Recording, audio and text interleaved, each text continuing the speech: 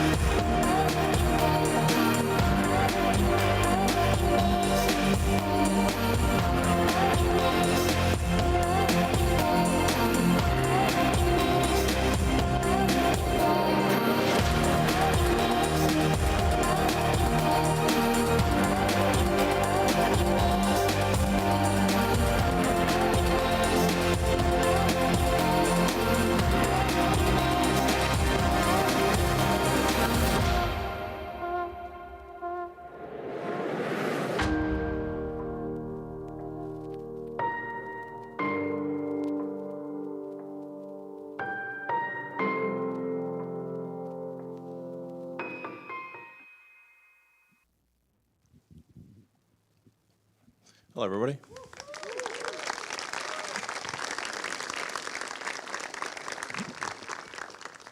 So that video was not Shutterstock. That was actually Neuralink. So that's actual video from the company. So if you want to get a sense for what it's like to work at Neuralink, that video is indicative of the atmosphere of Neuralink. It's an incredibly talented team, and you're going to hear a lot from them tonight. So we're going to actually go quite into depth on what we're doing, why we're doing, how we're doing it. I'm just incredibly impressed with the caliber of talent at Neuralink. And in fact, the main reason for doing this presentation is recruiting. So we really want to have the best talent in the world come and work at Neuralink. Anyone that's interested in trying to solve this problem. And that's actually the primary purpose for this presentation. So,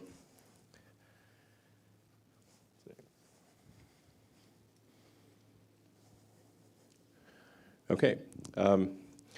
So the why of Neuralink, just to go over it, is I think it's important for us to address brain-related diseases. Everyone, if you survive cancer and heart disease, the odds are that you will have some brain-related disorder. So it'll be like Alzheimer's or dementia. And if you don't, friends and family will for sure. I think unless we have some sort of brain-machine interface that can solve brain ailments of all kinds, whether it's an accident or congenital or any kind of brain-related disorder, or a spinal disorder, if you know somebody who's broken their neck or broken their spine, we can solve that with a chip. And this is something that I think most people don't quite understand yet. And we're going to go over in detail how this is possible. But I think there's an incredible amount we can do to solve brain disorders, damage, and all this will occur actually, I think, quite slowly. So I do want to emphasize that it's not going to be like suddenly Neuralink will have this incredible neural lace and start taking over people's brains. Okay. It will take a long time. So you'll see it coming. So getting FDA approval for implantable or devices of any kind is quite difficult, and this will be a slow process where we will gradually increase the issues that we solve until ultimately we can do a full brain-machine interface, meaning that we can ultimately. Yeah, this is going to sound pretty weird, but achieve a sort of symbiosis with artificial intelligence. So, but this is not a mandatory thing. This is a thing that you can choose to have if you want. And this is something I think that's going to be really important at a civilization level scale. So, and I've said a lot about AI over the years. But I think even in a benign AI scenario, we will be left behind. And so, and hopefully it is a benign scenario. But I think with a high bandwidth brain-machine interface, I think we can actually go along for the ride. And we can effectively have the option of merging with AI. I think this is extremely important. And if you think about your limbic system and your cortex, your limbic system is kind of your primal needs and wants, and it's like where a lot of your emotions are coming from. And then the cortex is like the thinking, planning part of your brain. And I haven't met anyone who wants to get rid of either the cortex or the limbic system. So clearly they work together well. Even though your cortex is in principle far smarter than your limbic system, everybody wants to keep the limbic system and their cortex. So hopefully, we can have a tertiary layer, which is the kind of a digital superintelligence layer. And in fact, you already have this layer. So it's your phone and your laptop. And the constraint is just how well you interface, the input and output speed. So the output speed is especially slow since most people are typing with thumbs these days. So you have a very slow output speed. Your input speed is much faster due to vision, but the thing that will ultimately constrain our ability to be symbiotic with AI is bandwidth. So in the limit, after solving a bunch of brain-related diseases, there is the existential, it's mitigation of the existential threat of AI, or yeah, this is the point of it. So creating a well-aligned future, that's the idea.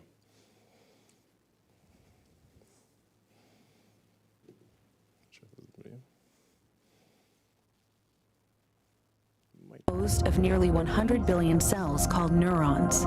Neurons come in many complex shapes, but generally they have a dendritic arbor, a cell body called a soma, and an axon. The neurons of your brain connect to form a large network through axon-dendrite junctions called synapses. At these connection points, neurons communicate with each other using chemical signals called neurotransmitters. Neurotransmitters are released from the end of an axon in response to an electrical spike called an action potential. When a cell receives enough of the right kind of neurotransmitter input, a chain reaction is triggered that causes an action potential to fire, and the neuron to in turn relay messages to its own downstream synapses. Action potentials produce an electric field that spreads from the neuron and can be detected by placing electrodes nearby, allowing recording of the information represented by a neuron.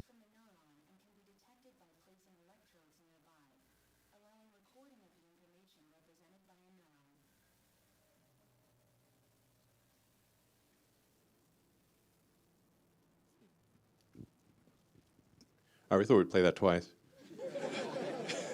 It's so good you have to play it twice. Well, I think like a lot of people in the audience, there's a wide range of knowledge about neurons. I mean, some people view the brain as like this incredibly mystical thing that you cannot interface with the brain, and then some people are aware of deep brain stimulation, such as occurs for Parkinson's patients. So trying to address the broad range of understanding. I mean, neurons, essentially, there's that whole idea, what if we were just a brain in a vat? This is often posed by philosophers, except we are a brain in a vat, and that vat is our skull. Everything that you perceive, feel, hear, think, it's all action potentials. It's all just, it's neural spikes. And it feels so real. It feels very real. But these are all impulses from neurons, what's called a spike. And our goal is to record from and stimulate spikes in neurons and do so in a way that is orders of magnitude more than anything that's been done to date, and safe and good enough that you can, it's not like a major operation. It's sort of equivalent to sort of a LASIK type of thing. So where you can sort of sit down, machine does this thing, and you can walk away within a few hours. And that's it. And you're not even in a hospital. So, like there's basically, in terms of key points that are worth taking away, the system that we designed in version 1 is capable of on the order of 10,000 electrodes. So each chip, which is 4 by 4 millimeters, is capable of 1,000 electrodes, or has 1,000 electrodes. And we think doing up to 10 is feasible. So this is in contrast to the best FDA-approved system, which is like a Parkinson's deep brain stimulation thing, which would have on the order of 10 electrodes. So the system, even in version 1, that we're going to unveil today, is capable of 1,000 times more electrodes than the best system out there, and they're all read and write. So this is really quite, I think, I mean, for something to be 1,000 times more than what is publicly approved is quite a big difference. And this will get better with subsequent versions. This slide may seem a little generic, because like everything's got robust electronics and algorithms at this point, but not threads. So the I feel like I'm in Transcendence. Actually, I was in Transcendence.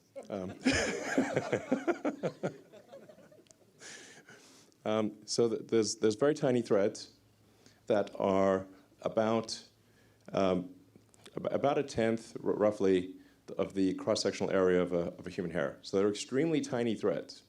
In fact, the threads that we have, like I said, even in version 1, are about the same size as a neuron. So if you're going to go stick something in your brain, you want it to not be giant, you want it to be tiny, and to be approximately on par with the things that are already there, the neurons. So this is about the size of a neuron, each thread. And then you really need this to be done with a robot, because it's very tiny and it needs to be very precise. So you don't want to pierce a blood vessel. So when so each thread, the robot looks sort of basically through a microscope and inserts each electrode specifically, bypassing any vasculature, any kind of like blood vessel, and making sure that it can be inserted without causing trauma, or minimal trauma. Yeah, it's not zero, but you won't notice it. That's the important part. You won't yeah, you won't feel a thing.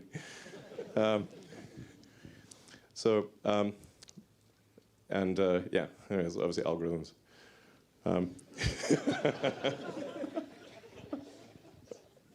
So just to give you a sense of scale, this is how tiny the threads are. That is not even a big finger, that is a small finger.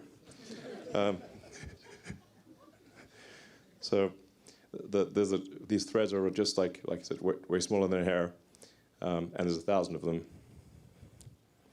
And this is what the robot looks like. It's sort of quite a complex device, but it all comes down to a very tiny point.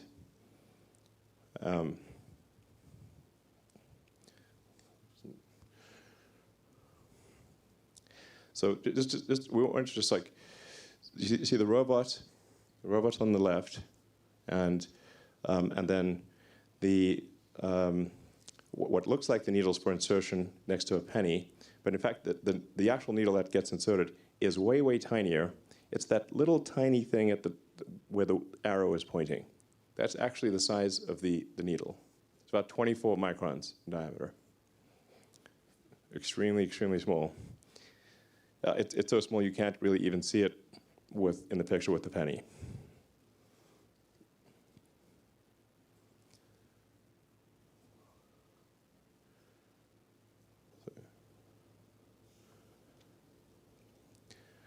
And then this is your rain on uranium. No, that's not really. That's agar. So you can get a sense for the robot doing the electrode insertion. That's a very zoomed in view. So they're all very tiny, and the robot is very selectively applying them very delicately. And then this is what the chip looks like. So action potentials. So each one of those represents one electrode.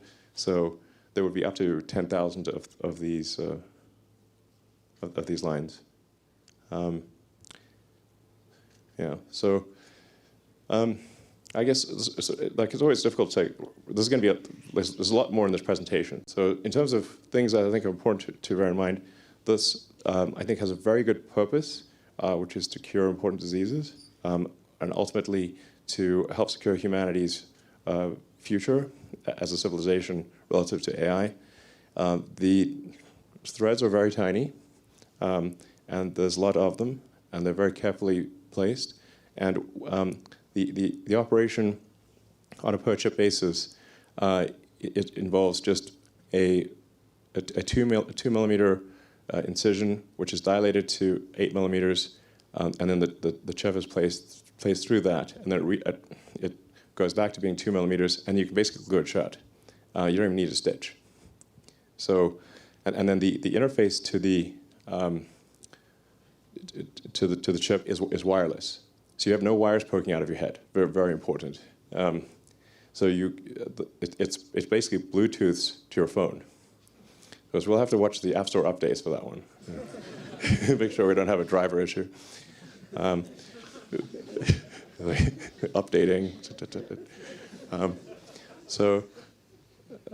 But the key is like this is something that is going to be not stressful. Our goal is not stressful to put in. Should work well, hopefully. We'll check it out very carefully before it becomes obviously FDA approved. And it's wireless. So this I think has tremendous potential, and we hope to have this aspirationally in a human patient before the end of next year. So this is not far. And then, as I mentioned earlier, this is the main purpose of this presentation is recruiting, and we need very talented people in all these areas. So it's a lot of very talented people are needed to make this ultimately successful. And then, speaking of talented people, let me hand it over to Max. Yeah. I need the clicker. Thank you. Thank you. I'm Max Hodak. I'm the president of Neuralink. I remember a couple years ago when we started talking about the idea of Neuralink and that there might be a company and whether this was even a good idea, I remember my first reaction was that I wasn't sure that this actually was a good idea, that the technology was there yet. And I think Elon has this incredible optimism where he'll pierce through these imagined constraints and show you that really a lot more is possible than you really think is today. And you have to be very careful telling him that something's impossible. It better be limited by a law of physics or you're going to end up looking stupid. And so I've wanting to build a neural interface has really been like a central goal of my life for basically as long as I can remember. I think like we talk about AI being potentially the last invention that we have. I think that a high bandwidth BMI might be like really the first invention in many ways of like the next chapter of us. It's just really, like as Elon alluded to earlier, everything about your experience, your thoughts, your memories, it's all in your brain and represented in the firing statistics of action potentials. So, all right, so just what is a BMI? And we'll go through this fairly quickly, I think. So you start with hopefully a brain and a machine. But the machine is just a stand-in for the outside world. It could be another brain, it could be software, it could be a robotic arm. But you want to receive energy from that world and impart through the senses like vision and audition and impart energy back into the world through things like motor control. And that language that they use to communicate, putting aside the interface hardware for a second, it's very important to understand what that is because people ask like, oh, can I talk to my dog or can I do these things? But it's important to understand what that language is. And that language, in the most general sense, is information. To a first approximation, everything is information. But we just consider here the information represented in neurons.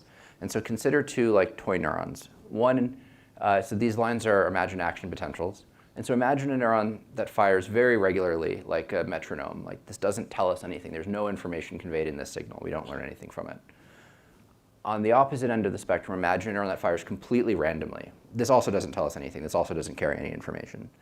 Now we know that these two degenerate cases are not what neurons do because if you fit a model from recorded neural activity to behavior of things like a cursor of a patient or a subject that's implanted and you correlate these, then you can build a graph that looks like this. And this is a figure from a classic paper in this field, from like the academic heritage of this field from 2003. I think that actually some of the authors of this paper are in the audience today. And you can see it's the x-axis is number of neurons and the r is the goodness of fit. And you can see that as you add neurons, the quality of the model improves. This tells us that neurons and their spike trains carry information about things. Here it asymptotes fairly quickly. That's because what they were fitting here was just 2D cursor control, which has simple dynamics. And if you have tasks that are more complicated, then you need more neurons. So the classic definition of information is a difference that makes a difference. It's just some piece of information or knowledge that tells you something. It's like a very abstract concept, but it's such like information theory is such a deep rabbit hole. If you haven't seen it before, the original paper, Mathematical Theory of Communication, is like, it's very readable. I highly recommend it. You'll start seeing information everywhere. It will totally change the way you view the world because the world is information, as we've talked about before. And understanding information also gets this question of, well, why do you have to have an implantable device? Why don't you have EEG or a wearable or an optical thing? And the answer, of course, is like, well, these are different information carriers, and what information are they carrying? And we know that like if you open a back issue of the Journal of Neuroscience and you want to understand how some species of bird encodes sound localization or something, you'll find a discussion of spikes. And as far as we know, everything that we care about is found in the statistics of spikes. So that's what we focus on. There are other things like fMRI or EEG. These are different information carriers carrying different information, which we believe is impoverished relative to spikes. I think that's the scientific consensus. And so the question for all these different things is, well, what information is found in your carrier? We focus on spikes. That means we have to be inside the brain because there's no ceiling that we're aware of on that with respect to that like grand vision of your perception, your thoughts, everything, like motor output, re-embodying lost limbs. And so why does that mean that you have to be inside the brain? So you want spikes. Well, people have studied, if you take a neuron and you put an electrode on that specific neuron, so you have a ground truth electrical potential of that one neuron, and then you place an extracellular electrode nearby, which is what our electrodes in the Utah array and other people are like. We're not in the cell, we're near the cells. And then you measure how far away from a neuron can you be when you know what the ground truth spiking activity is, can you no longer see the spikes? And it turns out that the answer is about 60 microns, which is like 0.06. It's It's very small. It's a lot less than a millimeter. So you have to be firmly under the skull. Like there's no wearable that is going to get you spikes. This is a physics constraint as far as we're aware. And so now I just want to talk about briefly that Neuralink didn't come out of nowhere. There's a long academic heritage of research here. The cochlear implant has reached millions of patients since the 50s for deaf patients. Over 100,000 patients have received deep brain stimulation for Parkinson's and essential tremor and dystonia, and now other indications. And about 20 patients have received the Utah array, which is a little 100 electrode rigid metal silicon device. And even though it has very few channels, they've been able to do some really cool stuff with it. There's videos on YouTube of brain gate patients doing things like controlling tablet computers or even texting each other through Utah arrays just from the small number of electrodes. And so many of the people on the team at Neuralink came from this academic work. I got my start working in a lab at Duke University studying how mappings between brain and like the screen space change. So if you make it so that the joystick goes, like the cursor goes sideways when you push forward instead of up, like how does the brain change that representation? So the point is that there are lots of people that have been looking at this problem from lots of angles for decades, and we're in the greatest sense building on the shoulders of giants here. And so the question is, why not use one of those devices? Why not use a Utah array or a deep brain stimulator implanted pulse generator? And it's just, in the Utah array case, the rigid sharp metal electrodes produce a fairly strong immune response. And this doesn't end up hurting the patient, but it does mean that you lose the ability to record single spikes over some period of time, usually between 1 and a couple of years. There's also a big percutaneous connector through the scalp. So you need to plug in big external electronics, and you're never really confident that the risk of infection is gone for the duration that you have the implant. Deep brain stimulators solve a very different type of problem. They are very effective for some Parkinson's patients, but they have only a couple electrodes, and they're really geared towards injecting large amounts of current, not recording single spikes.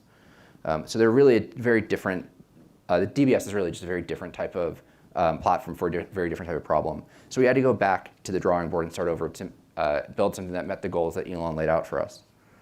We knew, as Elon mentioned, that whatever we built, we wanted it to be completely wireless. We didn't want any connectors or wires coming through the skin. It had to be something that would last for a long period of time, not something that you'd have to take out at 2, 3, or 4 years in. It had to have practical bandwidth. So we talk about high bandwidth or ultra high bandwidth. Like what matters is that for the task that you're after, there is practical bandwidth that allows you to effectively do that thing, whether that's cursor control or typing or robotic arm or maybe in the future vision. And it has to be usable at home. It can't be something that you go into a clinic at the hospital for 2 hours a week and under tight supervision of technicians plug you into the amplifiers and turn it on. It has to be something that you can live with.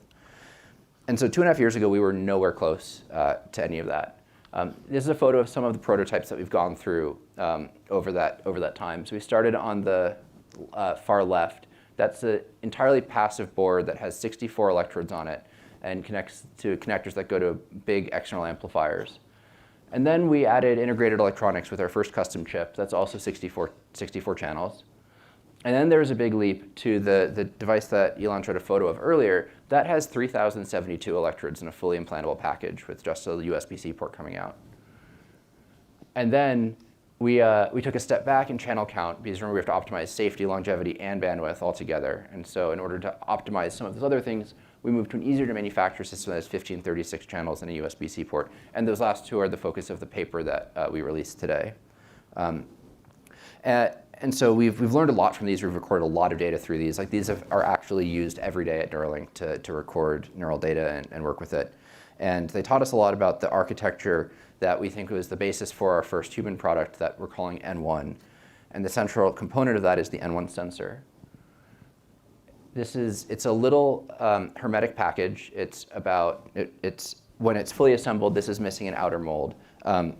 It's into an 8 millimeter diameter, 4 millimeter tall cylinder. And each of these has 1024 electrodes, and we can stim and record through every one of those channels. Opening it up a little bit, you can see there's the thin film, which has the threads that Elon talked about, which is the wisp going off to the side. There's a hermetic substrate, and then that gets welded later to a package that goes over top, and that's mated to our custom electronics. And we'll go into more detail. We'll have the technical leaders that work on each of these talk about these in more detail over the rest of this presentation. So yeah, I mean, this is just to, not to belabor the point. I know that Elon really hammered this in, but these things are very, very small. They're not, you can't manipulate these. This is one photo. This is not two photos joined together. And you really can't manipulate these with your hand. That part at the top is just a backing material that's surgical packaging. They're peeled off. The threads are peeled off that one at a time by the robot to place into the brain. And we had to build a surgical robot. And the first impetus for this is just, you have to place these threads. You can't manipulate these threads. You need a robot. And then that grew into understanding where the blood vessels are and imaging into the tissue, and the surface of the brain moves because you're breathing and you have a heartbeat, and there's lots of complexity of dealing with this incredibly high entropy substrate. And it's not all offloaded to the robot. The robot's under the supervision of a human neurosurgeon who lays out where the threads are placed, but it would not be, the surgery is not possible without the robot. And so the N1 implant, we can place, as Elon mentioned, many of these, possibly up to 10. In one hemisphere, for our first patients, we're looking at four sensors, 3 in motor areas and 1 in a somatosensory area, which are connected via very small wires tunneled under the scalp to an inductive coil behind the ear. And that connects wirelessly through the skin to a wearable device that we call the Link, which contains a Bluetooth radio and a battery. And this is, importantly, the only battery and radio in the implant. So if you take this off, the implant shuts off. And if there's software upgrades or security issues, it's much easier to upgrade the firmware on the pod than it is to try and change the implant. It'll be controlled through an iPhone app. You won't have to go to a doctor's office and have them have an exotic programmer to configure it. And the first thing that you'll have to do is learn to use it. Like, imagine if you've never had arms, and then suddenly you have an arm, and you have to pick up a glass on the table. It's like not a cognitive task. You just, like, how do you can't think your way through that. And so it's kind of a trippy experience at the beginning where, like, patients, at first it just kind of wanders around, and then they figure out how to break the symmetry, and they learn how to control it. And that's like it's a long process. It's like learning to touch, type, or play piano. And so for the first product, we're really focusing on 3 distinct types of control. The first is giving patients the ability to control their mobile device, because we heard from over and over again from patient groups that if you have to have a caretaker around to press buttons for you, what's the point? You might as well have them do the thing. You have to get self-sufficient using the devices on your own. And then redirect the output from your phone to a keyboard or a mouse on a normal computer. It'll just show up as a Bluetooth mouse or a Bluetooth keyboard, like any keyboard or mouse that you can use on any computer.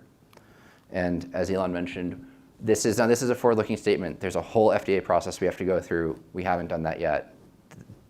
This is like, these are aspirations. But we are working as hard as we can towards our first in-human clinical study next year. And again, these are plans, but the primary indication for that will be complete paralysis by upper cervical spinal cord injury. And we're expecting that those patients will get 4 1024 channel sensors, 1 each in primary motor cortex, supplementary motor area, and dorsal premotor cortex, which are 2 motor planning areas, and closed loop feedback into primary somatosensory cortex, which is like when you type or walk or pick up a pen, those aren't visually guided movements. Your body has all these senses of where it is in space and pressure and temperature and lots of other feedback. And we think for really high fluent control, you have to provide that back to the brain for the synthetic effectors also. And of course, fully wireless and able to use it at home. We think that there's a huge difference between something that you get to use 2 hours a week at the hospital versus something that you're living with every day and your brain is adapting to as much as the device is adapting to your brain. And so to bring up the other colleagues, this team is like, I'm incredibly lucky to get to work with this team. We're going to go into a little bit more detail on, I think that decoupling implantation from the electrodes is incredibly important. The reason that you have these issues where things like these tungsten microwires get rejected is they're stiff and they're stiff and sharp and they tear the brain, and they have to be because they have to get into the brain. And so if you can decouple the process of getting it into the brain from what is left there, where it can be much softer and have material properties like the brain and maybe be coated in things that help the brain recognize it as itself, that's really important. And then the thin film polymer leads, the threads themselves, are really cool material science, and we'll go into more detail on that. And then we'll also talk more about the chips. And then a little bit more on just the neuroscience of how information is represented in firing statistics in your brain. And so with that, I'd like to welcome Dr. Matthew McDougall.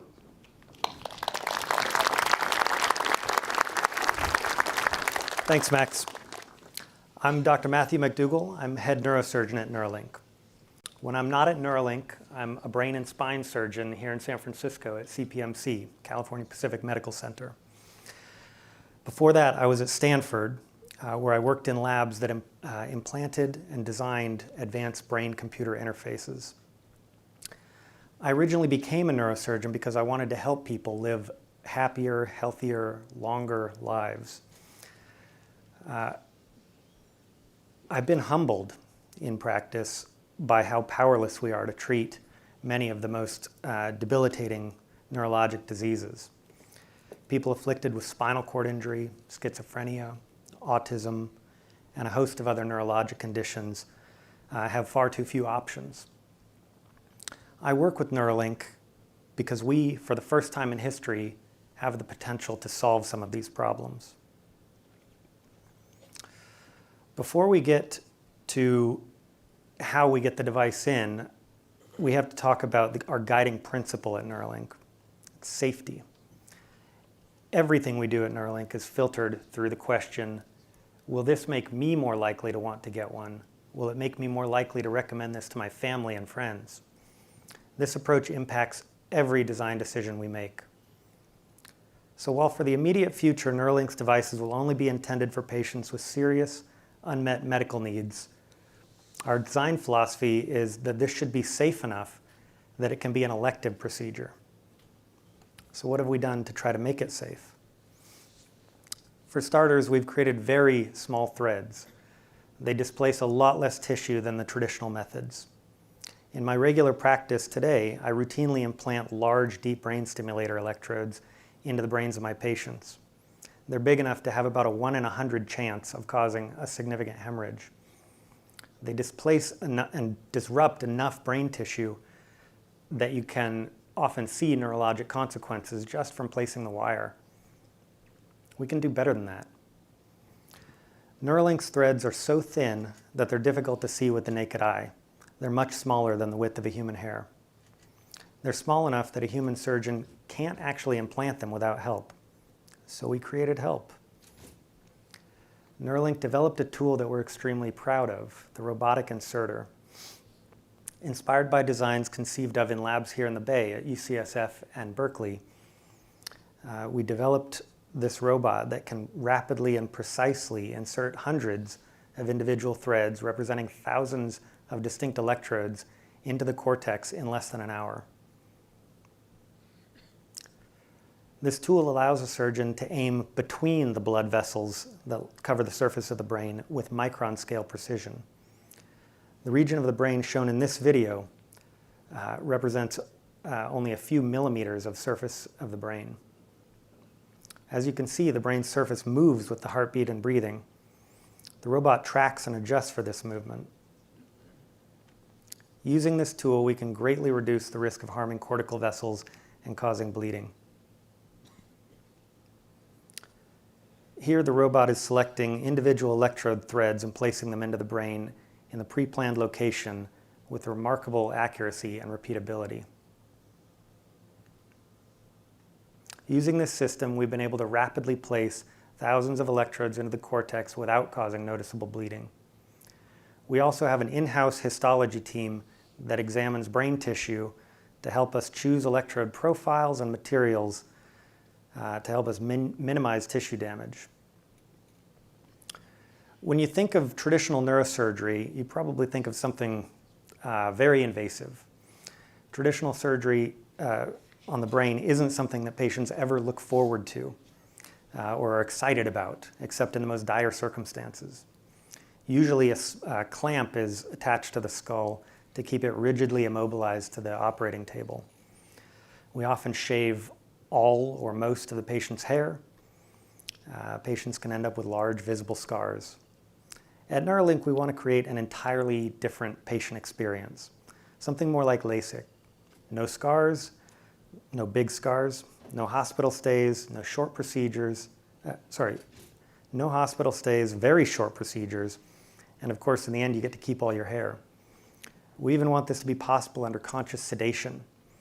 That means you can get rid of the complexity and the risk of general anesthesia, as well as many of the unpleasant side effects, nausea, sore throat from a breathing tube. To be absolutely clear, our first clinical trial patients are going to receive an experience much more like traditional neurosurgery.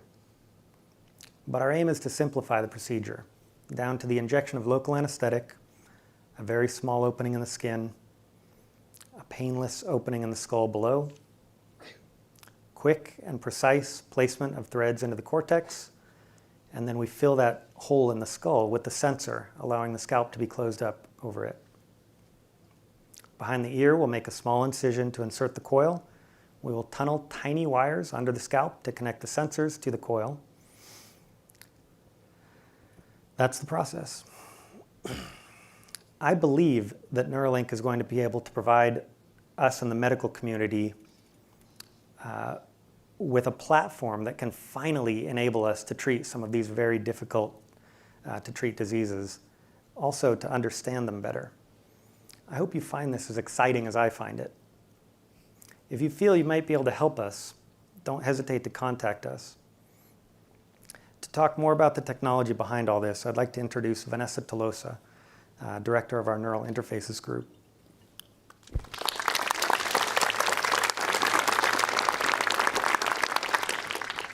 Hi, I'm Vanessa Tolosa. I lead the Neural Interface group at Neuralink.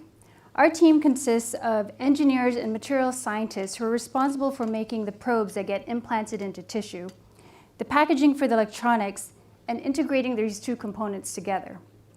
We also do all the testing and characterization of these parts. Before joining Neuralink, I led a neurotech team at Lawrence Livermore National Lab.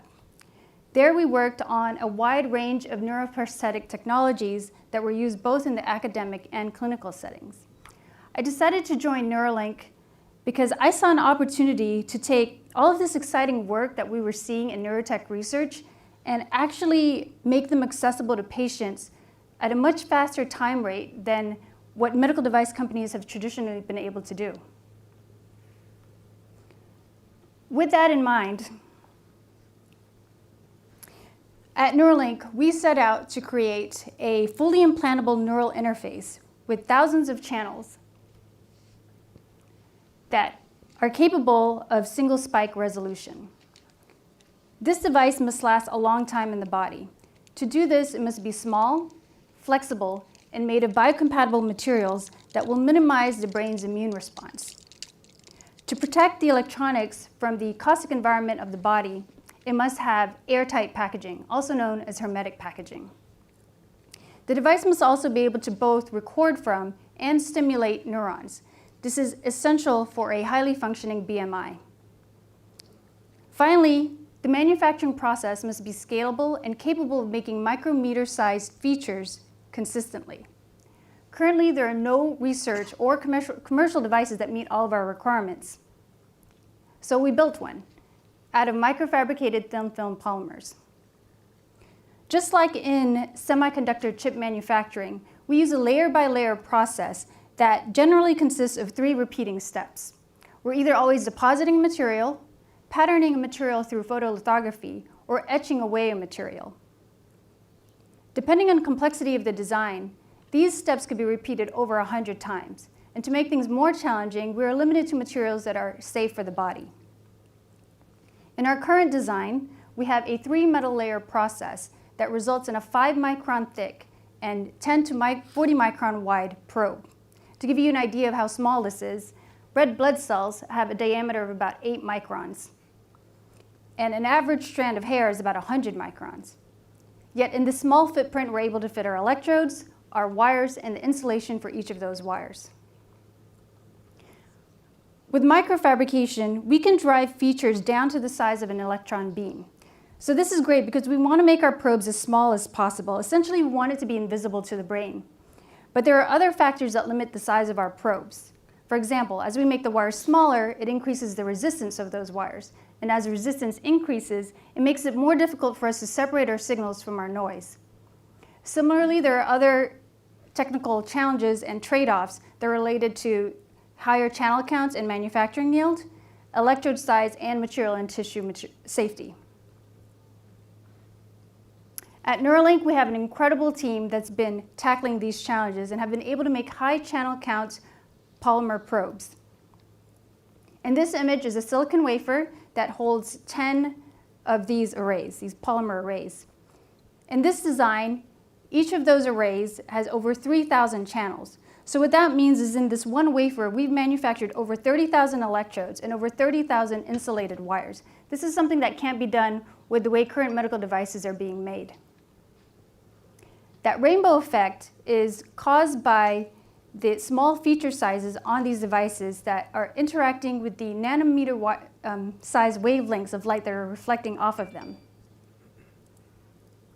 If you were to zoom in on the ends of one of these arrays, you'll see this region where we put all of our electrodes. So each of these vertical filaments that end in a loop is what we refer to as a thread. And each of these threads can be placed independently into the brain using our robot during surgery.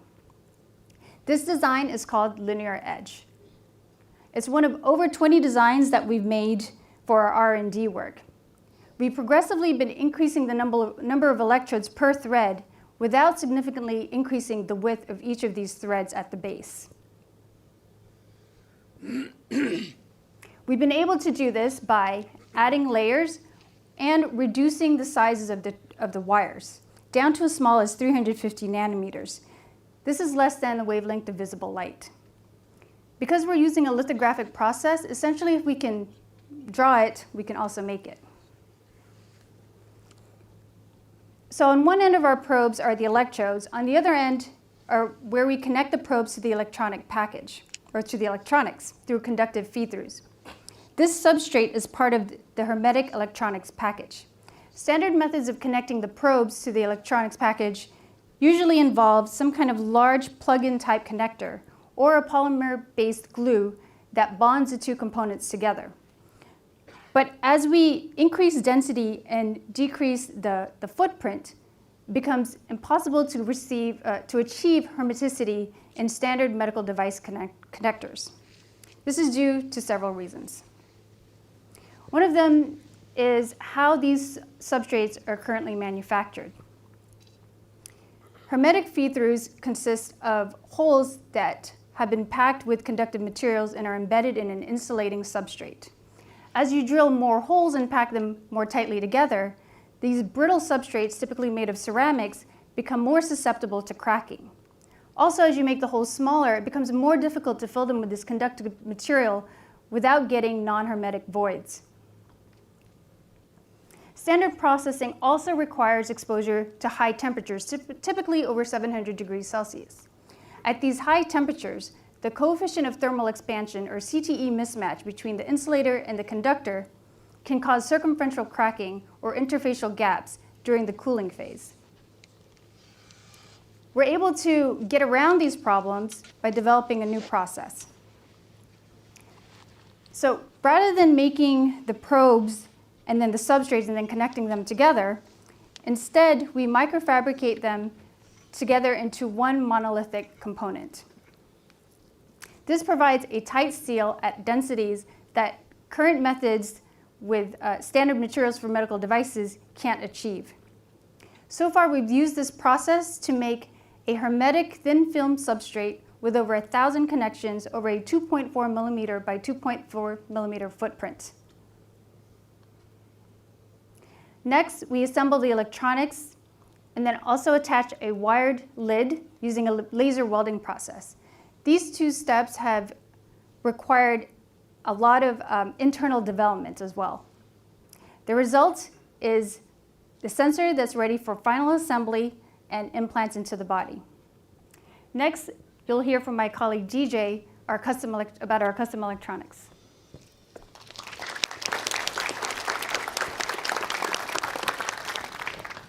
Thank you, Vanessa. My name is DJ Seo, and I'm the Director of Implant Systems at Neuralink. My team focuses on building chips and systems to get neural signals recorded from our electrodes out of the brain, and also to put information into the brain. Before Neuralink, I was at UC Berkeley, where I co-invented Neural Dust, which is a technology to power and communicate with small implantable systems using ultrasound waves. Typical chip lifecycle from design to verification to tape out is approximately 1 to several years. At Neuralink, we had the ability to co-design our chip with the rest of the system, and the tight feedback loop from this organization has enabled our small team of analog and digital chip designers to tape out a new design every 3 months on average. That means over the past 24 months, we've done 8 tape outs in total, representing 15 different chips that have been designed, fabricated, tested, and used in development. The artwork that you see on the top of the slide is of some of the actual chips that we've made so far. For any custom chips we make, the architecture can vary substantially, but the basic ideas are the same. Neural signals recorded from the electrode typically look like the one on the slide.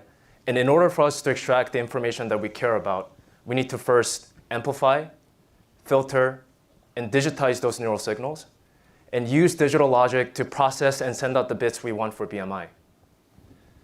We also need ways to diagnose any issues with our electrodes and be able to drive stimulation engine to inject charge to the brain when required. Our latest chip is called N1 System on Chip, and it is physically small, measuring only 20 millimeters squares or 4 by 5 millimeters. It is low power, highly configurable, and it has 1,024 simultaneous record and stimulation capable channels. And it has on-chip spike detection.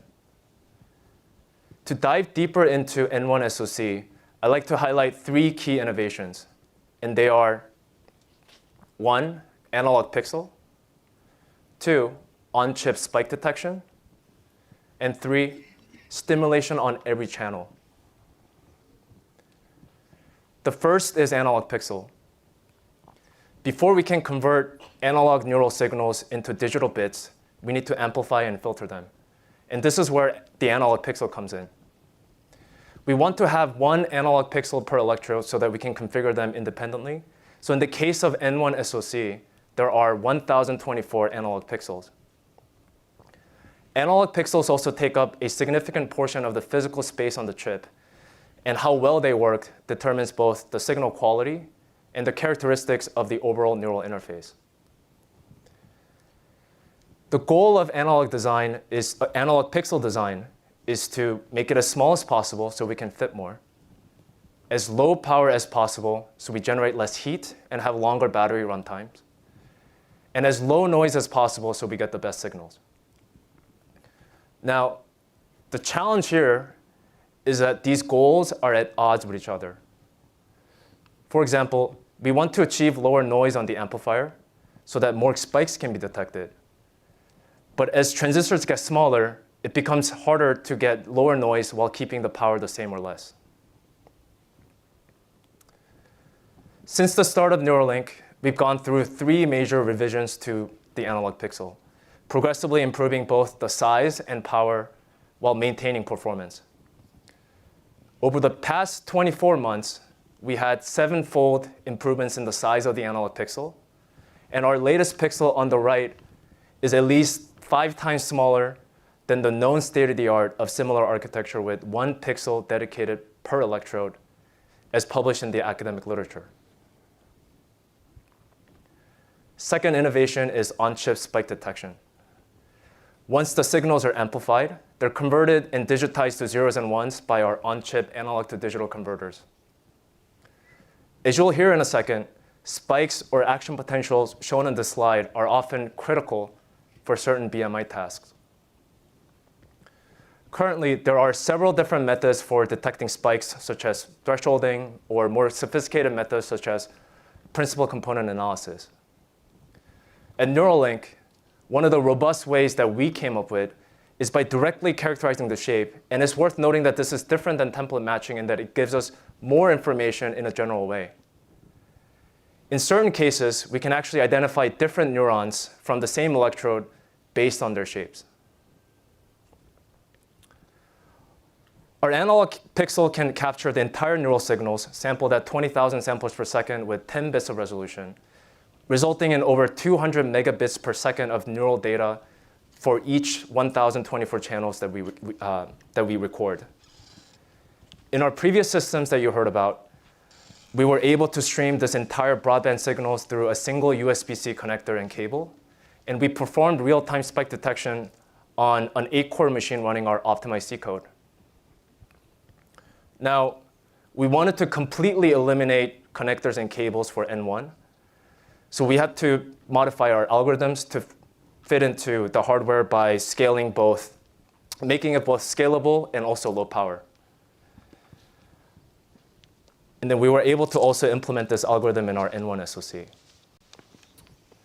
Our algorithms can compress neural data by more than 200 times, and it only takes 900 nanoseconds to compute, which is faster than the time it takes for the brain to realize it happened.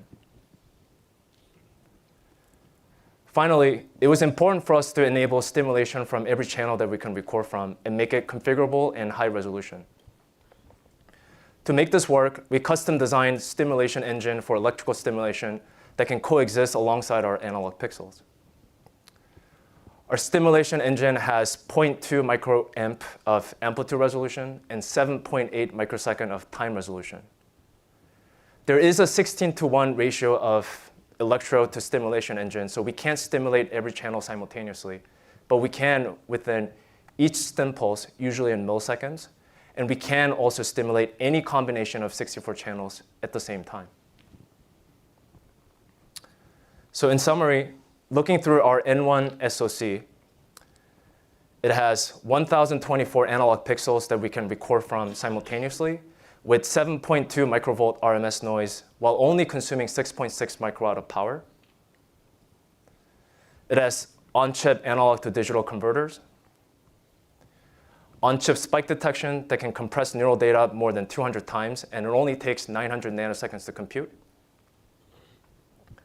Stimulation engine with 0.2 microamp of amplitude and 7.8 microsecond of time resolution. And finally, diagnostics for electrode and impedance measurement. All of these functionalities that I outlined are integrated into a single 4x5 millimeter silicon die. Next, my colleague Flip will tell you more about what can be done with these signals.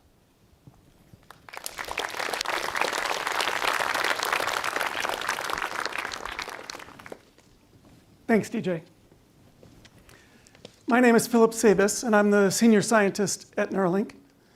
Before Neuralink, I was at UCSF, where I was a professor of physiology. There, for 16 years, I ran a lab that studied how the brain processes sensory and motor signals. We developed new neurotechnologies, and we studied how to take those tools and use them for neural engineering applications. Today, I'm going to tell you about how it is that we can use those amazing devices that Vanessa and DJ just told you about to communicate with the brain. Now, specifically, I want to tell you about two things. First, I want to show you that the work that we're doing doesn't come out of thin air.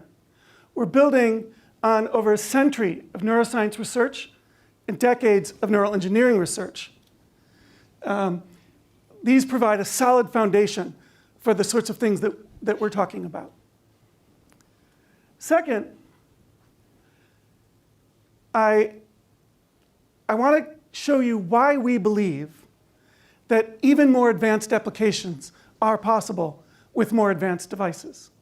Now, when Elon contacted me over 2.5 years ago now, and told me about his vision for the company, I knew that I wanted to join for these two reasons. Because I knew that the technology was at a point where, with the right team and the right vision, and a long-term vision, we could do the sorts of things that we're talking about. And I knew that with that team, we could do things that no one had even dreamed about yet. Okay. So the first thing I want to show you is a video. Many of you who are seeing this have seen videos like this before, so you know what it is. But if you don't know what this is, I have the distinct pleasure of telling you that right now what you're looking at is the brain at work. This is, in fact, traces of a bunch of electrodes that came off of one of our devices, a bunch of electrodes from a single thread. And each trace shows you a voltage waveform in time as it's coming off of one of those threads. Now, if we focus in on one of those traces, the first thing you may notice is that there are these big voltage deflections that happen periodically, and these are the spikes that Max and Elon and others have talked about. These spikes occur, again, when a neuron has an action potential. And this is the fundamental element of communication within the brain, and this is the thing that we want to tap into. This is what we want to be able to record. Now, as DJ just told you, we have algorithms that can detect these spikes in real time as they're happening. And that allows us to collect data that looks something like this. This is what we call a spike raster. So each row there represents one channel of recording, and time goes from left to right. And each of those little tick marks is the time of a single spike in action potential. All right, so presumably there's some information somewhere in there. How do we get at it? What are we going to do with it? Well, for the first application, which Max told you about, which is allowing paralyzed individuals to be able to control a computer, what we want to do is we want to reach into primary motor cortex and record the activity that's happening there. Primary motor cortex is the part of the brain that sends signals down the spinal cord and to the muscles to drive movement. Of course, it does that with action potentials. And in particular, we want to record from the hand and arm portions of primary motor cortex. So imagine that you have a person sitting holding a mouse, and they're sitting still, and then they make an outward movement with their mouse, and then they reach back. What would you see in the brain? Well, here's a synthetic neuron. I made these data up, but it gives you the idea. Here's a synthetic neuron that shows that in the background activity, when the person's at rest, maybe there's some firing. But when that person reaches outward, that neuron starts to fire a lot. And when he reaches back, the neuron becomes quiet. So this is what we call a neuron that's tuned to a particular direction of movement. Now, maybe we'll record from another neuron, and this neuron may have a different pattern. It may be tuned to the return movement and not to the outward movement, so it fires more on the return. What if we ask the person to do that movement again? What we would see is a similar pattern of activation. So the neuron on top still fires more for outward movement, and the neuron on the bottom still fires more for the return movement. But you'll notice that the patterns are different. And that's because neural activity in the brain is random. It has stochasticity, which means that even though the person may be intending to do the exact same thing from one movement to the next, the neural code, the neural representation at the level of an individual neuron is noisy. And this is just one of the reasons why we need to record from lots of neurons in order to be able to gain a high fidelity readout of what the intention is. So let's say we record from a bunch of neurons. It might look something like this. Now, if you look at that, you might think that looks pretty messy and it's not clear what's going on. But I'm going to do a little trick. I'm going to take those neurons and I'm going to rearrange them so that they're in the order of the tuning that they have, just as I told you about those two neurons. And if you do that, look what happens. Now suddenly structure emerges. And I think you'll agree, looking at that there's information in that stack of neurons that tells you about the movement. And that's exactly what we want to do. We want to do that kind of magic in an automated way to read out the movement. The way we do that is by building something that we call decoding algorithms. These are mathematical algorithms that we tune based on data like these to be able to take in just those rasters of spiking activity and output the movement that the person wants to make. Okay, so for these little fake data, I built a very, very simple decoder, and sure enough, it's able to capture the intended movement. This is what we want to do on a bigger scale. Now, you might say to yourself, I don't understand, you're talking about moving, but I thought it was about paralyzed people, right? So how does that work? Well, it turns out we know from a lot of prior research that even if you're not actually making the movement, even if you're just thinking about the movement, or even if you're watching someone else make movement, the cells in motor cortex respond in a similar way. So we can build up these decoding algorithms just from those kind of data. And then a paralyzed person can think about moving the mouse, and the cursor will move. Now,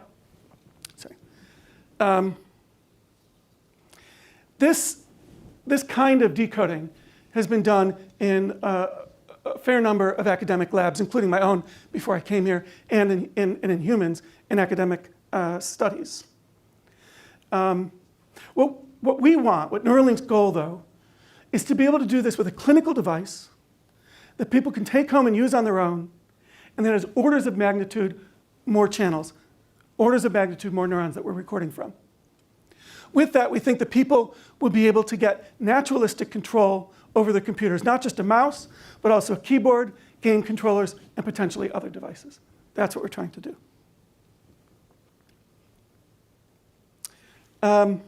Now, I've told you about the arm and hand area of motor cortex, but the devices that we're talking about, because of their high bandwidth and the ability to tailor the location of each individual electrode to a person's individualized cortical anatomy, we should be able to reach anywhere in motor cortex. So, for example, there are areas at the base of motor cortex that are responsible for driving activation of the speech articulators. There was a recent lovely study from UCSF that showed that from activity like that, you can actually decode speech. So you can decode the movement of the articulators, and from that, you can create synthetic speech. So potentially, with a device like this, you could restore speech to a paralyzed person who's no longer able to talk. But there's no reason in principle that we can't reach all of motor cortex.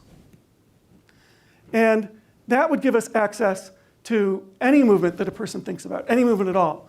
A person could imagine running or dancing or even kung fu, and we would be able to decode that signal. So that could give a paralyzed person the ability to control, say, for example, a 3D avatar that they could use for online gaming or sports. It could allow them to control a wide range of assistive robotic devices. And ultimately, if and when the technology for spinal cord, nerve, or muscle stimulation gets far enough, ultimately, it could be used to restore that individual's control of their own body. Okay, and I've talked about readout, but remember we want bidirectional information. We don't only want to read information out of the brain, we want to be able to put it back into the brain. Now, to some of you, that may seem a little bit fantastical that you could write information into the brain. But actually, the basic building blocks of that technology are already there. This is the same image that you saw before of an electrode next to a cell. It turns out if you pass a tiny amount of current through that electrode, what happens is that you activate cells nearby. You cause them to fire an action potential, one or many.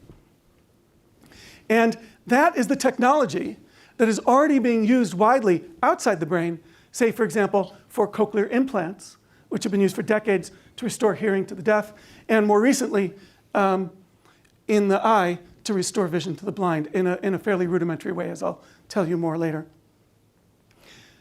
But in addition, you can use this same technology in the brain, for example, to restore the sense of touch or to restore vision. And I'm going to tell you very briefly about those two applications.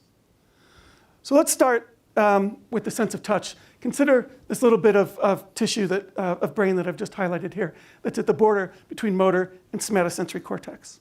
So if we blow that up, what you can see is that somatosensory cortex has a very special property. It has what we refer to as a spatial map. And what I mean by that is that there are regions that encode the palm of the hand and each of the 5 digits, for example. So if we were to stimulate at one little location, say in the thumb part of the cortex, the person would feel a sense of touch or pressure on their thumb. Or if we were to stimulate 2 sites in the palm area of cortex, you might feel a couple of points or touches on your hand. This kind of technology has been demonstrated in many academic labs. And in a recent really nice paper, it was shown that with subjects controlling a robot arm through BMI, getting tactile feedback of when that arm or when the hand of that arm was grasping an object improve the ability to pick up and place objects with the robot. So this is the kind of thing that can really help decoding. So imagine what we could do if we were able to take our device and cover all of somatosensory cortex. We could give rich sensation of objects, of haptic feedback when you're manipulating objects. We could maybe feel different textures. But it's not just about improving the user experience. It's also about getting to the level of functionality that we want. Imagine for a second, imagine typing.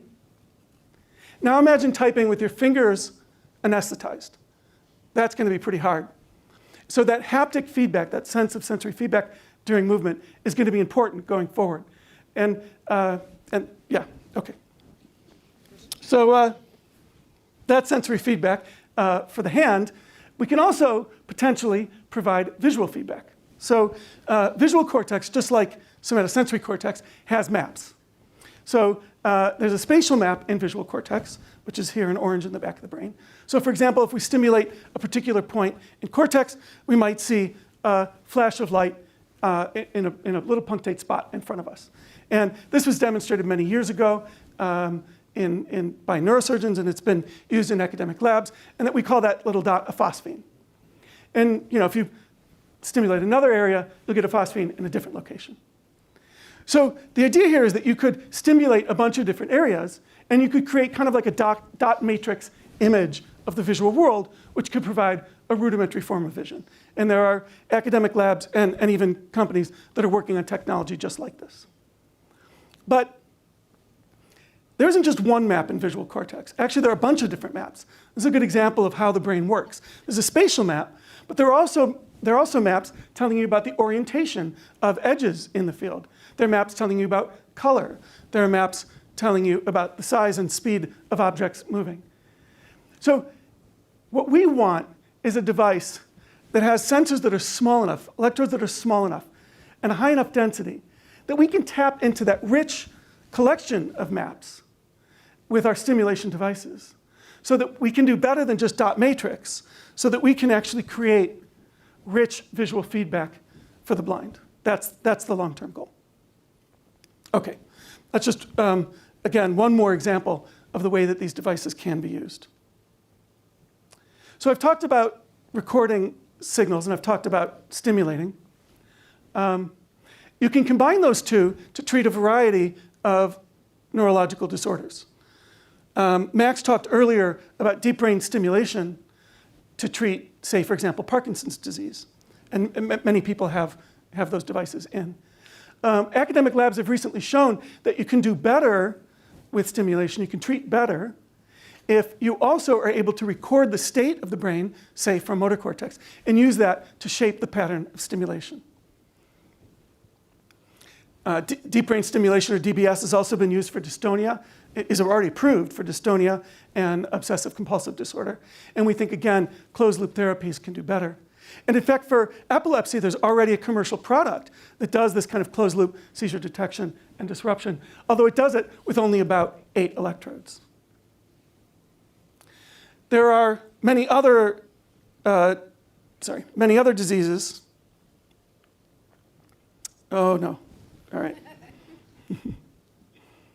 We'll get there. Sorry.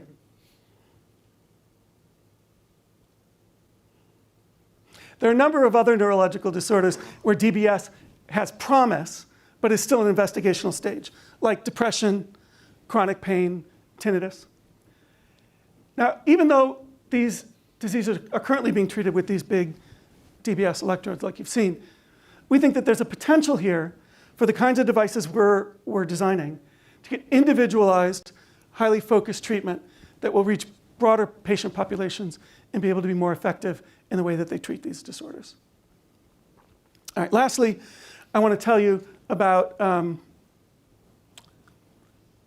not just sensory input and motor output, but about thought. So there are parts of the brain where we know that there's neural activity that encodes the things that you're thinking about. And one great example is an area called the hippocampus. The hippocampus is involved in memory formation, and it helps store episodic memory, things that you remember from your life. It also has a particular kind of memory for locations and views that you know. For example, it'll have cells that represent places in your own home or in a city that you know well. So imagine that you could record from a collection of neurons in the hippocampus of somebody who lived in San Francisco and knew it well. Then it's likely that they would have some neurons there in the hippocampus that represent various locations in Golden Gate Park. And so if that person were to take a car ride, for example, from the ocean through the park, you would see those neurons fire in order as they took that ride.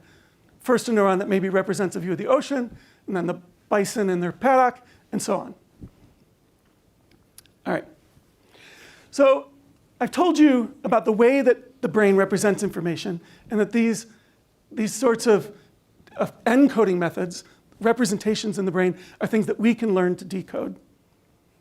And I've told you about some of the applications and how they might work. As the device technology gets better and better, and as we get more and more experience with those devices, we and other researchers will be able to bootstrap off of those advances to reach other brain areas and other applications. That's what we're trying to do. Neuralink's goal is, neuroscience has shown that a wide variety of information content is readily available in the brain. We know, for example, that there are signals that encode speech and language. There are signals that encode your mood. There are signals that encode the sense of pain, when you're hungry and when you're thirsty.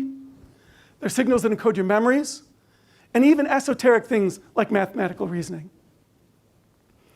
What Neuralink wants to do is to give people the ability to tap into those representations, to get better access to that information, both to repair broken brain circuits and also to ultimately give us better access to better connections to the world, to each other, and to ourselves. Thank you.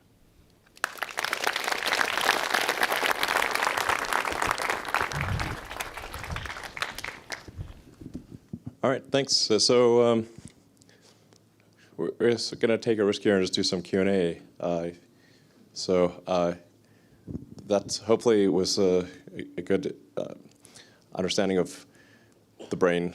For yeah, like, nice work, guys. It's like,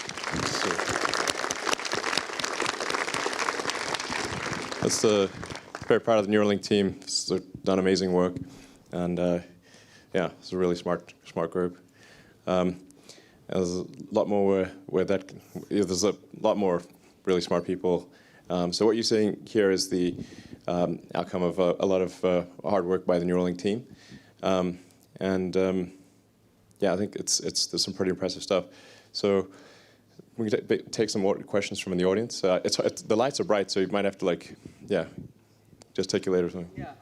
Is there a roadmap towards allowing people or organizations to actually push custom code to these devices? This is a really interesting question. So it's definitely too early to really think about this. Elon, I don't. I think we'll hold up on the custom code immediately. Yeah. But I think it's conceivably there could be some kind of app store thing in the future, or some sort of platform with like a very rigorous verification of the application. Yeah, but yeah, I think that this is certainly not meant to be sort of a closed system. Ultimately, if we can enable others to contribute, whether they're at Neuralink or not, that would be a good thing, for sure. And just add one more thing to this. We've had some discussions, like it might be that if you want to build an app or a business on top of a brain-enabled API, then your business model can't be advertising, for example. It's very important to us that this is that this turns out well for everyone, and so there's thinking like that going on. Yeah. Sure. Does the brain's neuroplasticity make this harder or easier for you guys? Like when you're trying to interpret a continually moving target, or is there a chance for like a symbiosis once the brain realizes what's happening to it? Yeah, there's no doubt that plasticity will make things. So the question was whether neuroplasticity will help or hurt our effort. And I think there's no doubt that it will help. First of all, there's just the fact that you have to learn how to use these devices. But for example, in work that we did in my lab earlier, we showed that you can write in information that isn't perfect. It doesn't get that map perfect. Or even it can be somewhat quite different from the map. But ultimately, you can learn to use that through plasticity. And there's going to be a lot of learning required, and the ability of the brain to adapt to new information, and in particular, the ability of the brain to take information that comes from multiple sources and merge it in an effective way is, I think, the kind of thing that really will facilitate complex new tasks with these devices. I mean, it stands to reason that the neurons are responding to electrical pulses. So the electrode is providing electrical pulses, to the neuron, an electrical pulse is a neuron. It just thinks it's a neuron, and it's going to, for sure, adapt dynamically because it just sees electrical pulses, and it's going to respond to those. Yeah. So, yeah. So there's no advertising. I mean, Jesus. I mean, you'd have really no escape. We cannot do that. That would be an ethical barrier.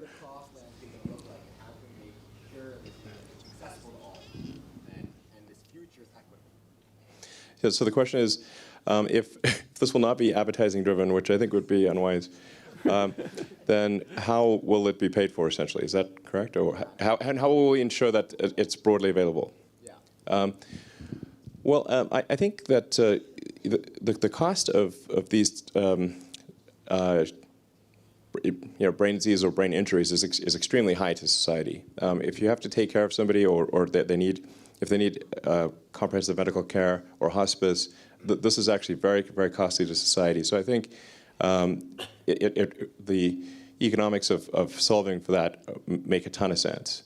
And if you enable somebody to work and be productive, contribute to the economy, I think that will. I think that the economics of that will easily pay for itself. And then, in the limit, of course, if you want to be symbiotic with AI, it'd be like, I think it's safe to say you could repay the loan with superhuman intelligence. I think it's a safe bet. So I think the economics of this will work out. And the first order is really just to make sure that it works and works safely. And then I think it'll really be the option of the person. But it is critical that this be sort of, as we've talked about before, like a LASIK-like device. If this has to be done by a neurosurgeon, it cannot be scaled. There just aren't enough neurosurgeons. So it must be just as one wouldn't want sort of like a hand operated laser for an ophthalmology situation. You really want the robot doing it with precision. The same thing goes for the brain interface. So, yeah.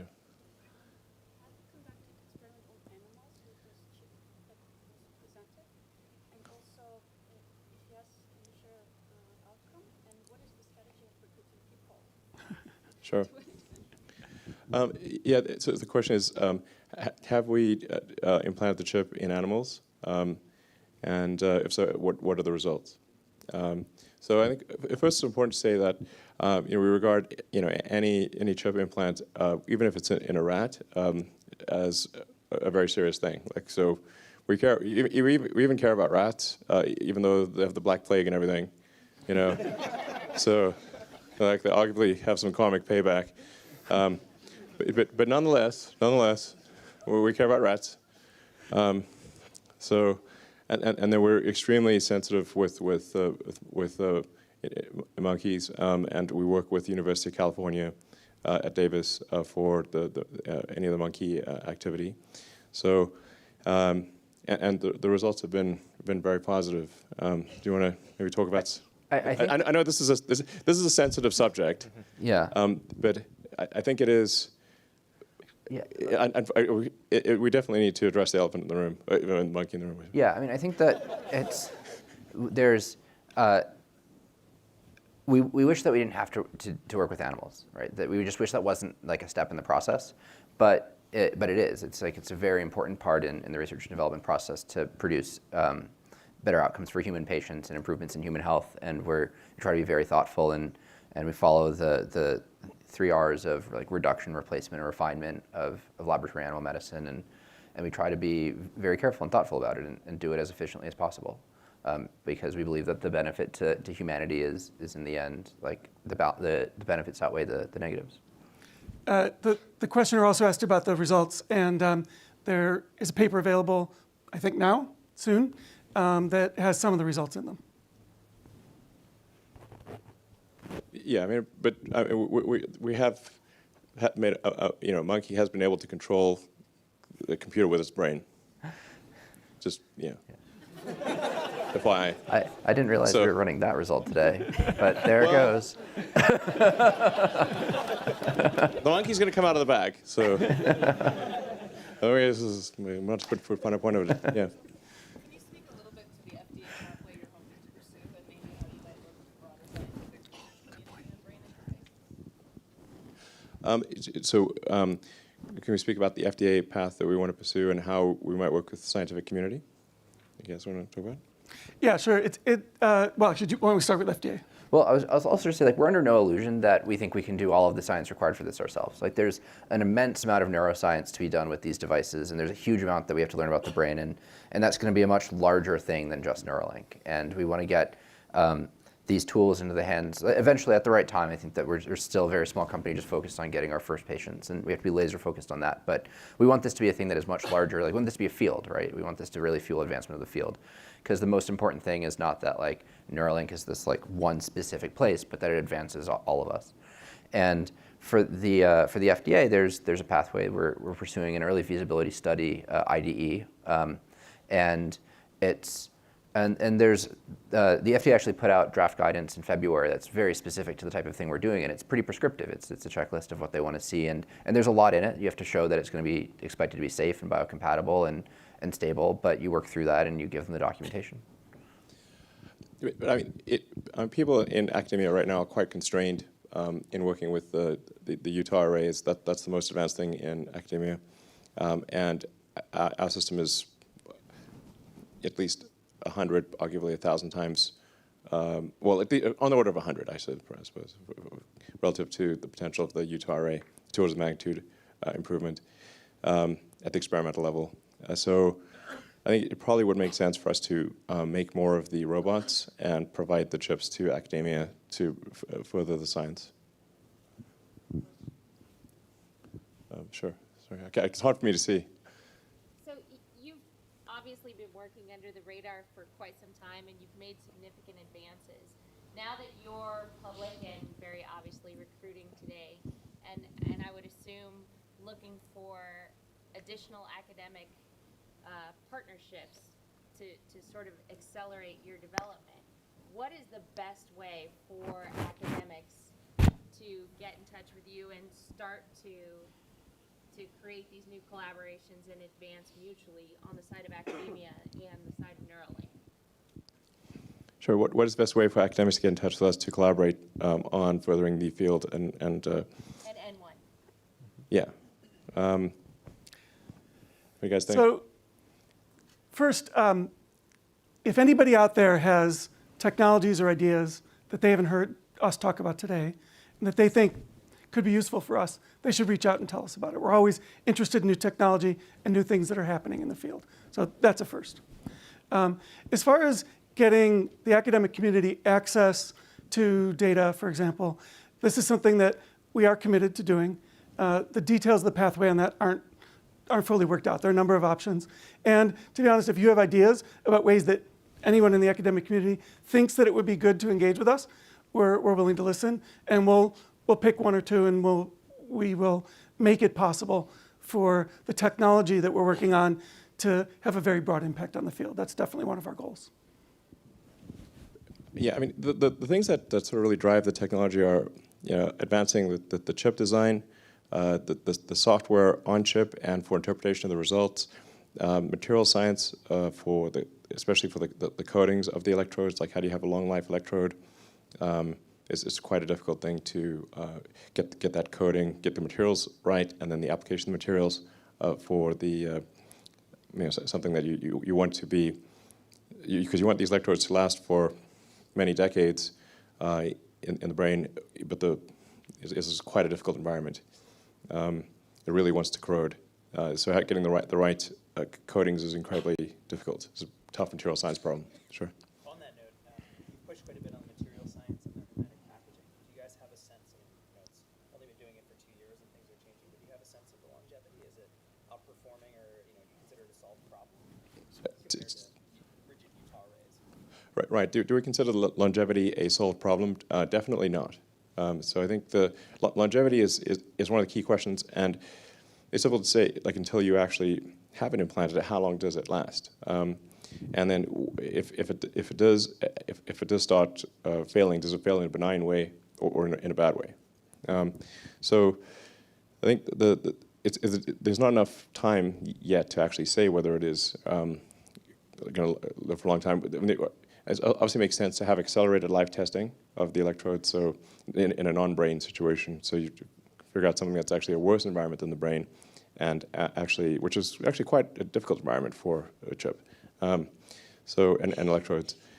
Find something that's even worse and have accelerated life testing. That's one of the key things. And then they need to confirm that in an actual brain.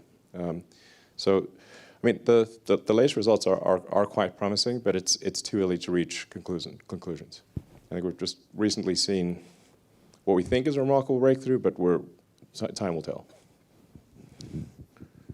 Sure. Yeah, I can just. I was wondering, how are you planning to avoid the mechanical mismatch between the neural program, the brain, and that to make probes? How will we address the mechanical mismatch of the electrodes and the brain? Essentially, because the cells are like jello and electrodes are really hard. And so you have a big stiffness difference between brain cells and the metal electrode. Yeah, do you want to? Ask a question. I'm on. Yeah, I mean, that's part of the reason, one of the reasons why we went towards flexible materials. Like, there are a lot of different kinds of probes out there right now, if you look it up, and that's the main purpose of going flexible, and also going smaller. So, as I said, that we're really trying to make it as invisible to the brain as possible. And then on top of that, as was mentioned, coatings. So all of those combined, we're hoping to significantly decrease that immune response. But essentially, if you have something with high modulus and something with low modulus, but if you make the high modulus thing very thin, it becomes quite flexible. Yeah. Moment of inertia. So I'll try to answer a question at the back there. It's hard for me to see behind the camera. Yeah.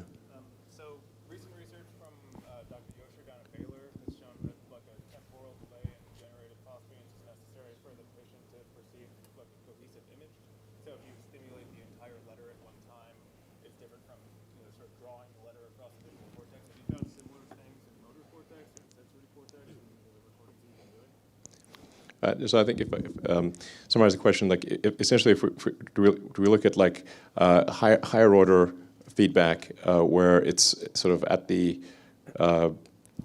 maybe whole limb level or combination of limbs or a whole word or letter as opposed to an individual phosphine or something like that? Okay. Yeah, I think that, of course, that's a stimulation result, not a recording result. And it may have something to do with the kind of low resolution of the stimulus, that the psychophysics of that, it's hard to perceive it as a complete letter, but you get filling in of motion that helps you perceive the object. That's kind of sort of my thinking of what's going on. And so, I think these are the kinds of questions that honestly we haven't yet addressed. When I talked about visual stimulation and the kind of rich visual stimulation that we want to, just to be clear, that was aspirational.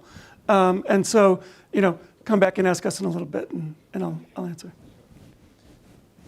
Yeah, but there are, there are like individual neurons that you can trace to particular names and concepts and people,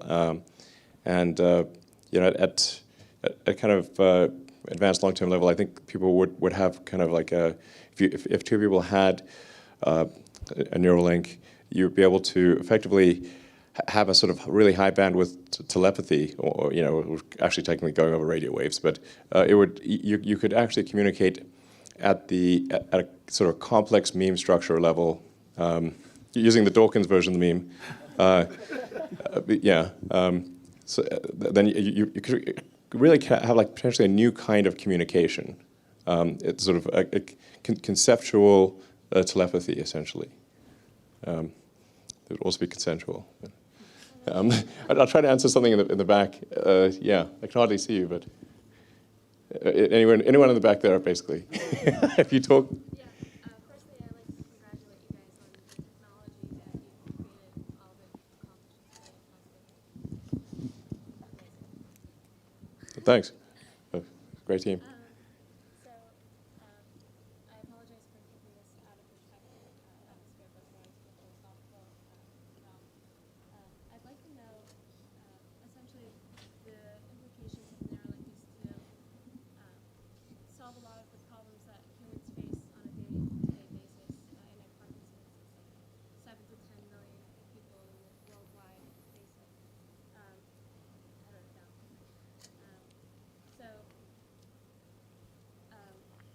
I understand that, humans under these difficult circumstances, we find great meaning, and find meaning in life. And I wanted to know if Neuralink, if their ultimate goal is to eliminate suffering, if so, if we're given the tools to accurately understand the trials that we're faced with, how are we able to find meaning in life? I have like a crude answer. Okay, what's your answer to what do you think we should do? I mean, we're open to ideas here. The overarching objective is to make the future better, aspirationally, and to hopefully not pave the road to hell with good intentions. Because I think the road to hell is mostly paved with bad intentions, though. I mean, my answer is very, very, very crude. Okay. But essentially, this technology has never surfaced the face of the earth, so that right now it's like looking into a completely pitch black room and asking what voice can we possibly take right now. So it's very abstract, but I wanted to know what your It's a big question. Yeah, I think that it's a big philosophical question. What will? It's hard to say what the future will be with something like this brain-machine interface. I doubt that we would be able to eliminate all suffering, and it actually may be ultimately oddly dystopian if we do eliminate all suffering. That actually may not be a true utopia. There's like generally like stories about utopia tend to turn into dystopia. But I think we can definitely make a significant difference, and we can address, when I say we, I mean humanity can address a lot of the suffering that occurs in the world and make things a lot better. And I think a lot of times people are quite sort of negative about the present and about the future, but really I think if you're a student of history, when else would you really want to be alive? Now's the best time, pretty much. Yeah. It's like those who think the past is better have not read enough history. Okay, way in the back there, I see actually you can see a hand. Yeah. Can you talk a bit about the computational backend that derives meaning from these reported pulse trains? Is it like traditional compute, a bunch of GPUs, a bunch of asynchronous FPGAs? Can it run on AWS? Is it Yeah. Yeah, guys. Yeah, I think that DJ should answer some of this, but so yeah. no. No. It doesn't run on AWS. I'll also say that you often have very tight latency constraints in this system. Yeah, exactly. You really have to run locally. Yeah, so the question is, how are we doing the back-end computation? What are some of the methods that we're doing it? So as Max just mentioned, latency is something that we do I want to minimize as much as possible, especially in the context of doing closed-loop BMI, so being able to record and also stimulate and put information back into the brain. So in order to make sure that that latency between the end-to-end system is minimized, we need to have all of that computation locally.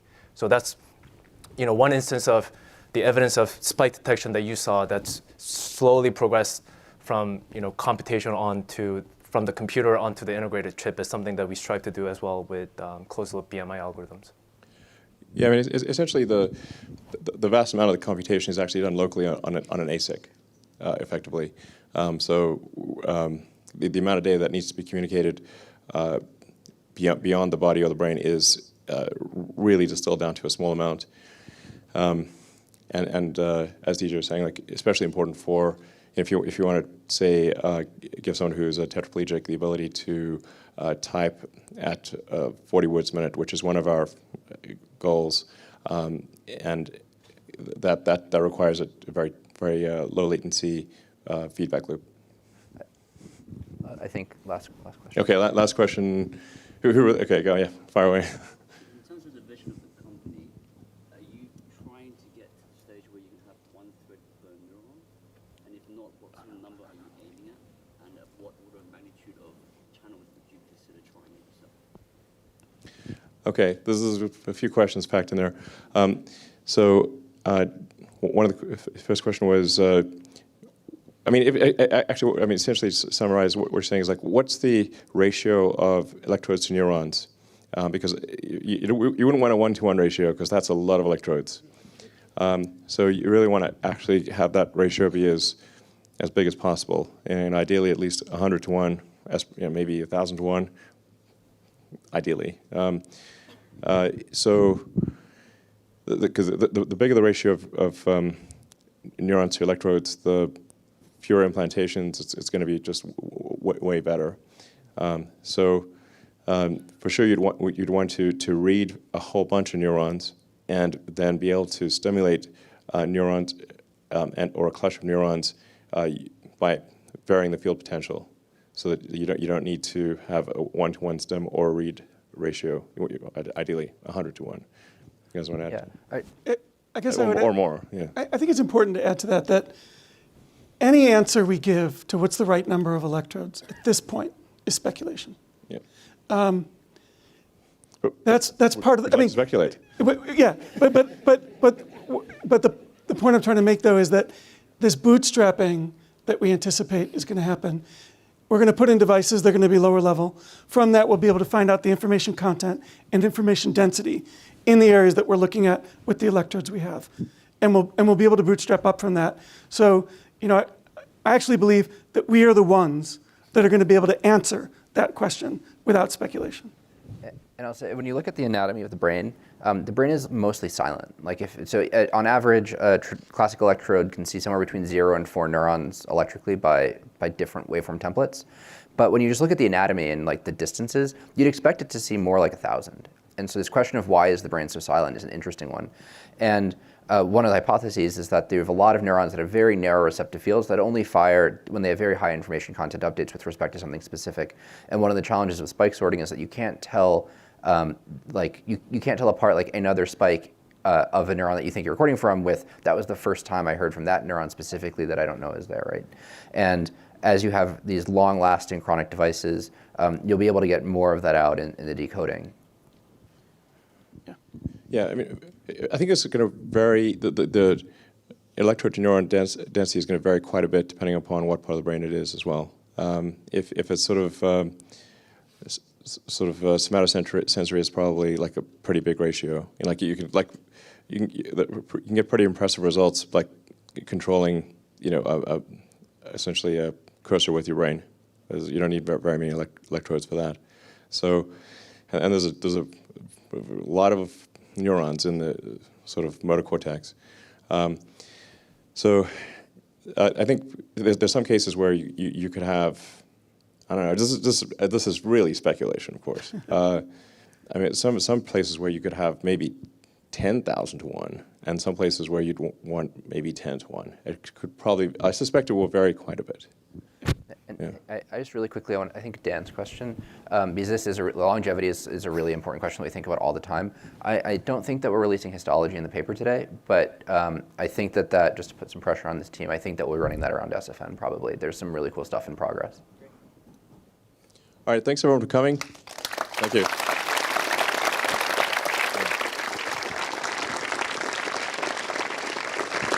Great questions. Great questions.